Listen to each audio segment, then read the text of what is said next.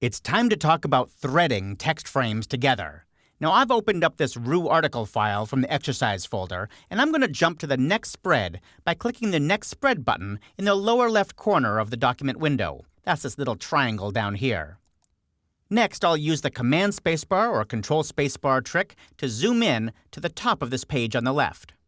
I see here that I have two frames, one full and one empty. This full one here on the left, down here in the lower right corner, I can see a symbol, a little plus sign. And that plus sign is an indicator that this text frame is overset. There's more text in this story that can fit into this frame. Now, we could make the text frame bigger, of course, but in this case, we want the text to flow from this frame into the empty frame.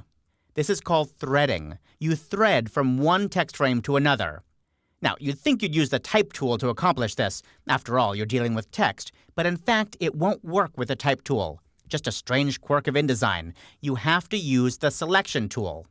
When you have the text frame selected with the Selection tool, you'll notice in the upper left corner a little box. It's very similar to the one in the lower right corner. I'm not talking about the corner handle. I'm talking about the one right next to it. And those little squares are called the ports. There's an in port and an out port. All text flows into the in port on the left and out from the out port on the right. So, to get text out of this text frame, I'm going to click on the out port with my Selection tool. Now, notice that when I do that, it loads the place cursor. And this place cursor lets me thread from one frame into another. Or it'll even let me create a new text frame. Now, notice how the cursor changes depending where I place it. Out here at the top of the page, where there's no frames at all, the cursor has a sharp edge, like a corner. That indicates that it's going to thread into a new frame. All I have to do is click or click and drag. It'll make a frame and thread the text into it. But if I move the cursor down just a little bit, I get a completely different cursor. This means it's going to thread from that frame into this empty frame here. That's what I want. So I'm going to simply click and you'll see the thread happen. Now this text story is threading from the left frame into the right one, but it's kind of hard to tell that. There's no visual indicator. So here's what I'm going to do. I'll go to the View menu, go all the way down to Extras, and then choose Show Text Threads.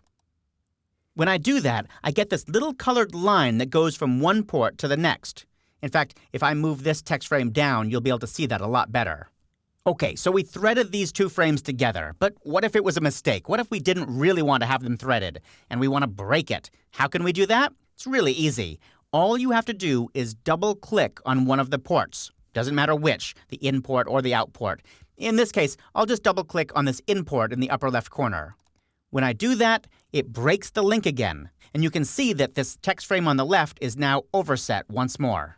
By the way, I should point out that some people call this linking text frames, which kind of makes sense because the cursor looks like a chain link, but linking actually means something different in InDesign. Linking means maintaining a link to files on your hard drive so that if they change, InDesign changes too.